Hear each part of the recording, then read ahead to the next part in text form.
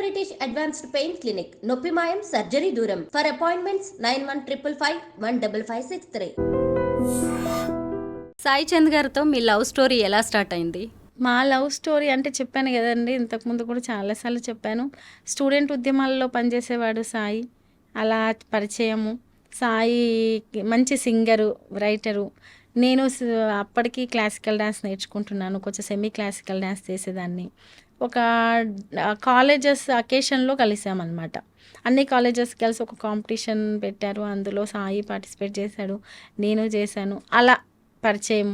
Student ఆర్గనైజేషన్లో పరిచయం. వాళ్ళు కాలేజ్ బంద్ పెట్టడానికి వస్తారు. డిఫరెంట్ ప్రాబ్లమ్స్ మీద ఫైట్ చేస్తూ ఉంటారు. అట్లా ఏంటి అందరిలా కాకుండా వీళ్ళు డిఫరెంట్గా ఆలోచించడం ఏంది, ఈ ఏజ్లో అందరి స్టూడెంట్స్లా కాకుండా ఏదో ఇష్యూని పట్టుకొని ఫైట్ చేయడం ఏంది, అవును ఒక మైనర్ బాలిక మీద అత్యాచారం జరిగితే వీళ్ళు ఫైట్ చేయడం ఏంది, వీళ్ళు మా అలాగే స్టూడెంట్, అలా మన దృష్టి అనేది అక్కడికి వెళ్తుంది కదా. అలా వెళ్ళడము. ఇక సాయి మెంటాలిటీ కొంచెం సైలెంట్గా, బాధ్యతగా తన పని ఏదో తను చేసుకుంటూ వెళ్ళడము. వేరే వాళ్ళతో కొన్ని ఒక ఏజ్లో ఉండే కొన్ని ఆకతాయి వేషాలు అంటారు కదా, అటువంటివి కూడా ఉండకపోవడము, ఇవన్నీ నన్ను కొంచెం మంచిగా ఇంప్రెస్ చేశాయి. అంటే ప్రేమించినంత మాత్రాన వెంటనే పెళ్లి చేసుకోవాల్సిన అవసరం కూడా లేదు. మనం ఏదో ఒక జాబ్లోనో లేదంటే ఏదన్నా అర్నింగ్ టైంలో పెళ్లి చేసుకుంటే మంచిది కదా.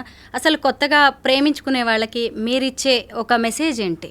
అంటే జనరేషన్కి ఒక్కొక్కలాగా అయిపోయిందండి. ప్రేమ అయినా రిలేషన్ అయినా ఏదైనా ఒక జనరేషన్లో ఒకలాగుండే, మా జనరేషన్కి వచ్చేసరికి ఇప్పుడు జనరేషన్లోకి వచ్చేసరికి ఒకలాగుంది. ఇప్పుడు జనరేషన్లో ప్రతి ఒక్కరు టెంపరీగా, అది ఫైనాన్షియల్గా కూడా ఈ రోజుకే ఇప్పటికే లేదు, ఇమీడియట్గా సెటిల్ అయిపోవాలి.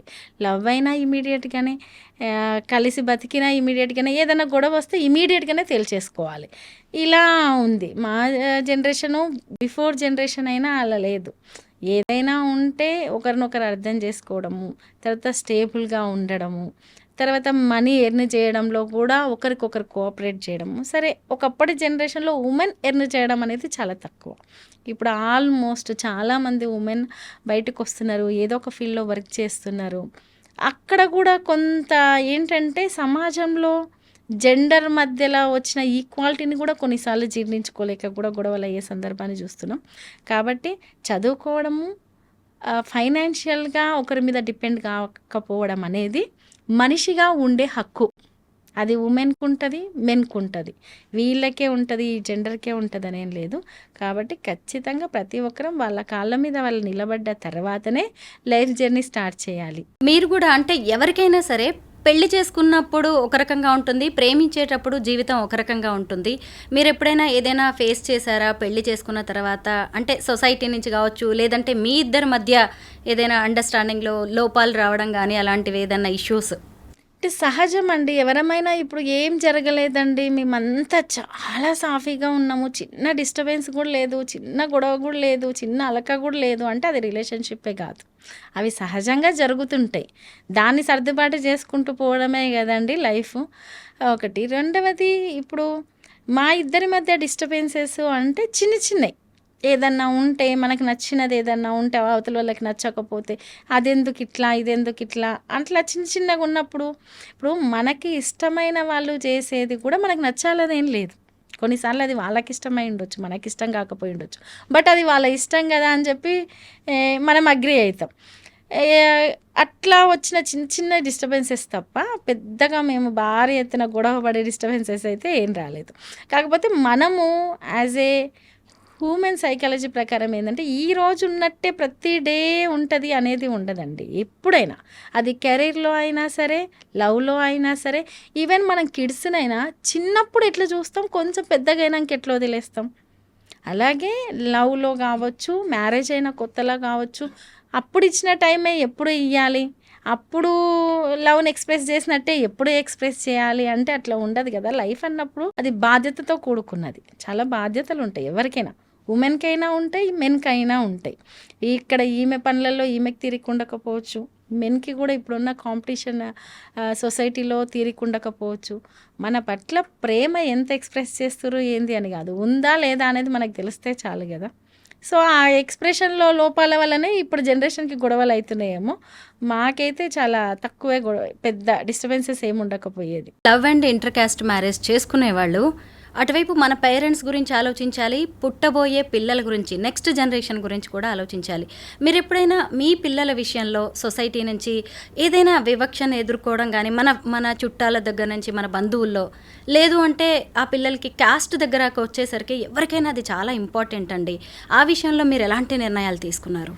ఒకటి, మ్యారేజ్కి ముందు సొసైటీలో క్యాస్టిజం అనేది ఇంత ఉందా అనేది నాకు తెలియదండి. ఉన్నది చెప్తున్నాను. మ్యారేజ్ తర్వాతనే నేను ఫేస్ చేశాను. అయితే దాన్ని మా వే ఆఫ్ లైఫ్ స్టైల్ కావచ్చు, థింకింగ్ కావచ్చు, మేము ఒక రూట్ అంటే మేము నిలబడే అది ఉంటుంది కదా, దానితో అధిగమించినాం ఎంతో కొంత. సొసైటీలో సహజంగా ఇంటర్ కాస్ట్ మ్యారేజ్ చేసుకునే ప్రతి ఒక్కరిని ముందలనకపోయినా వెనకాల ఏదో ఒక మాట ఇప్పటికీ అంటూనే అంటారు. అనరని మాత్రం నేను అనుకోను, రేపు కూడా, ఫ్యూచర్లో కూడా, నెక్స్ట్ జనరేషన్లో కూడా. అయితే ఆ టైంలో మనకి ఒక్కొక్క ఏజ్ గ్రూప్లో మనకు ఒక్కొక్క దాని మీదనే నాలెడ్జ్ ఉంటుంది. అది దాటిన తర్వాత ఇప్పుడు ఫ్యామిలీ లైఫ్, పిల్లల మీద మనం మ్యారేజ్ చేసుకుందాం అన్నప్పుడు పిల్లల వరకు ఆలోచించేంత నాలెడ్జ్ ఏడు ఉంటుందండి. మన ఇద్దరి గురించే ఆలోచిస్తాం. అప్పుడు ఇది పిల్లల మీద పడుతుందా, లేదు పిల్లల భవిష్యత్తుకి ఏమన్నా ప్రాబ్లం అవుతుందా, మన పిల్లల్ని ఎట్లా చూస్తారు, లేదు మనల్ని ఎట్లా చూస్తారు అనే ఆలోచనలు ఉండవు. ఎందుకంటే అప్పుడు వ్యక్తులుగా మన మనస్తత్వం ఏంది, మనం ఒకరికొకరికి నచ్చినమా, మన లైఫ్ జర్నీ బాగుంటుందా అనేది ఆలోచించుకుంటాం. కానీ జర్నీ చేసే క్రమంలో ఖచ్చితంగా డిఫరెంట్ మైండ్ సెట్తో కూడిన పీపుల్తో కలిసి ప్రయాణం చేయాల్సి ఉంటుంది లైఫ్లో. దాంట్లో ఖచ్చితంగా ఒకరు డిఫరెంట్గా చూస్తారు. అది పిల్లల మీద కూడా కొంత ప్రభావం ఉంటుంది, మన కెరీర్ మీద ప్రభావం ఉంటుంది. బట్ అలా చూసే వాళ్ళనే మీరు డిఫరెంట్గా చూడండి. మేమైతే అలాగే చూసాం. అలా చూసే వాళ్ళే సొసైటీలో ఒక మెంటల్లీ డిజార్డర్ని ఎలా చూస్తారో వాళ్ళని అలా చూసాం మేమైతే. అంటే మేము చాలా మెచ్యూర్డ్ సొసైటీని కోరుకున్నాం, ఈక్వాలిటీ సొసైటీని కోరుకున్నాం. రేపు నెక్స్ట్ జనరేషన్ కూడా ఈక్వల్గా ఉంటే, అందరూ ఎదిగితే, అందరూ ఈక్వల్గా ఉంటే, gender equality, caste equality, financial equality, ఇటువంటి ఈక్వాలిటీ సొసైటీని కోరుకున్నప్పుడు వాళ్ళు మెంటల్లీ డిజార్డర్స్ లెక్కనే. మేము అలా ఫిక్స్ అయినాం కాబట్టి మేము కొంత మానసికంగా ప్రశాంతంగా ఉండగలిగినాం.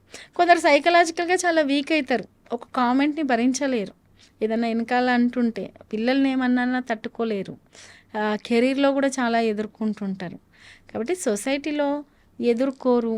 చాలా అద్భుతంగా ఉంది సొసైటీ, ఏం కాదు, మీరు ఇలాగే చేసుకొని ముందరికి వెళ్ళండి. మీరు మార్పును కోరుకుంటున్నారు, మీరు బెటర్ సొసైటీని కోరుకుంటున్నారు, బెటర్ థింకింగ్లో ఉన్నారు. బట్ సొసైటీ మొత్తం అట్లేం లేదు, డిఫరెంట్ మైండ్ సెట్తో కూడిన వ్యక్తులు ఉన్నారు. మిమ్మల్ని ఖచ్చితంగా టార్గెట్ కూడా చేస్తారు, దానికి మీరు సిద్ధం కావాలి అంతే. రజనీ గారు 100 ఏళ్ళు మీతో ఉంటారు అనుకున్నారు సాయి చంద్ గారు, కానీ ఆయన సడన్గా మీకు దూరం అయిపోయారు. 1.5 ఏళ్ళు అవుతున్నట్టుంది కదా ఆయన. అయితే సాయి చంద్ గారు ఆ రోజు ఎప్పుడైనా ఇంకేదైనా హెల్త్ ఇష్యూస్ ఉన్నాయా? ఆ రోజు ఏం జరిగిందండి? లేదండి, హెల్త్ ఇష్యూస్ ఏం లేదు. బట్ కరోనా అయితే కొంచెం చాలా సీరియస్గానే వచ్చింది.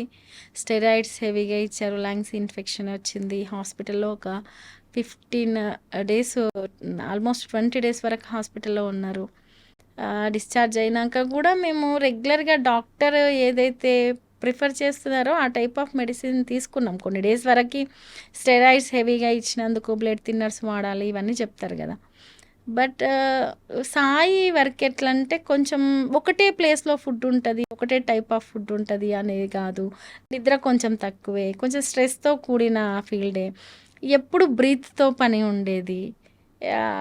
కాబట్టి ఏంటో నాకు అర్థం కాలేదు. కానీ అది కరోనా ఎఫెక్టా, ఇంకోటా, ఒకరు మీ కపుల్కి దిష్టి తగిలిందంటారు, ఒకరు అది అంటారు. అంటే ఎవరి యాంగిల్లో వాళ్ళు అంటారు. ఎవరు ఏదైనప్పటికీ కూడా నష్టం అయితే జరిగింది.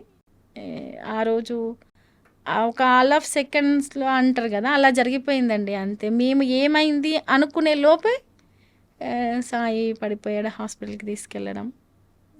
తర్వాత విషయం నాకు చెప్పకుండా కొద్దిసేపటి వరకు చెప్పడం. నేను మాత్రం ఏదైనా ఫుడ్ అటు ఇటు అయ్యి కళ్ళు తిరిగి పడిపోయిందా అట్లా, అంటే అట్లెట్లా కళ్ళ ముందర ఇలా పడిపోవడము అనే ఒక షాక్లో ఉన్నాను. ఆ రోజు మీరు ఏడ్చిన ఏడుపుని నేను ఎప్పటికీ మర్చిపోలేను. నేను వీడియోస్లో అలాగే చూశాను. ఒక రకంగా మీరు కుప్ప కూలిపోయారు, అసలు ఇంకా జీవితమే లేదు అన్న స్థితిలో మళ్ళీ మీరు ఎలా నిలబడగలిగారు?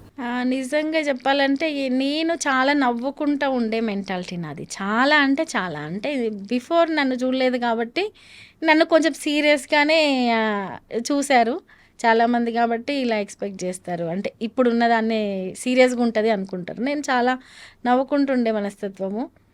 లైఫ్లో బాధ అంటే ఇట్లుంటుంది, ఏడుపు అంటే ఇట్లుంటుందా, లైఫ్ అంటే ఇట్లుంటుందా అని చూపించింది నాకు కాలం. నేను ఒకటే ఫిక్స్ అయ్యాను, నేను చాలా అంటే సాయితో పాటు సాయి స్ట్రగుల్ని చూశాను. మనం అన్నీ ఒక 18 ఇయర్స్ ఏజ్ నుంచి చాలా చూసాం లైఫ్లో. ఎవరో బిల్డ్ చేసి ఇచ్చిన లైఫ్ కాదు, మనమే ఒక్కొక్కటి చాలా నిదానంగా ఓపికగా. ఎన్నో అభద్రతలు ఉంటాయి సొసైటీలో. ఒక మెన్ కూడా బయటికి అడుగుపెట్టి ఒకరి సపోర్ట్ లేకుండా కొట్లాడాలంటే చాలా భయాలు ఉంటాయి. ఎన్నోసార్లు బాధపడిన రోజులు ఉంటాయి, తినకుండా ఇబ్బంది పడ్డ రోజులు ఉంటాయి, భయపడ్డ రోజులు ఉంటాయి. ఏం వాళ్ళకు కూడా లైఫ్ కొత్తే కదా.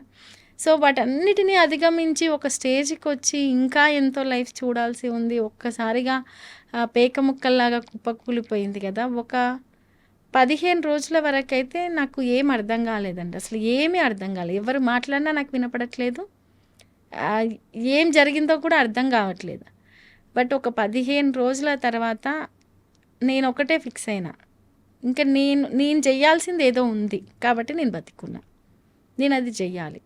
సాయి స్టార్ట్ చేసిన జర్నీ మిడిల్లో ఆగిపోయింది. ఆ జర్నీని నేను కంటిన్యూ చేయాలి అంటే ఫస్ట్ నేను నేర్చుకోవాలి, సొసైటీలో ధైర్యంగా నిలబడాలి, ఎవరేం మాట్లాడినా దాన్ని రిసీవ్ చేసుకునేయడం, అవసరమైతే తిరిగి అది ఇచ్చే తత్వం కూడా నేర్చుకోవాలి. అన్నిటికంటే ముఖ్యంగా ఏంటంటే నా కాళ్ళ మీద నేను నిలబడాలి. ఇవన్నీ చేస్తేనే నేను సాయి అనుకున్నది చేయగలుగుతా అనేది ఇంకా నేను మెంటల్లీ ఫిక్స్ అయిపోయినా. ఆ ఒక్క మొండితనమే నన్ను నడిపించింది. కొన్నిసార్లు ఒక పెద్ద యుద్ధంలో కూడా మొండి ధైర్యంతో పోతుంటారు చూడండి, వాళ్ళు విజయం సాధిస్తారు ఒక్కరున్నా. అంటే ఒక మూర్ఖుడికి మొండితనము డేంజరే, ఒక మేధావికి మొండితనం చాలా గొప్పదే. అట్లా ఒక మంచివాడికి అంటే ఒక్కొక్క లక్షణానికి మొండితనం యాడ్ అయితే ఒక్కొక్క రకమైన ఫలితం వస్తుంది అంటారు. అట్లా మొండి ధైర్యం అనేది నన్ను ముందరికి తీసుకెళ్ళింది అంతే.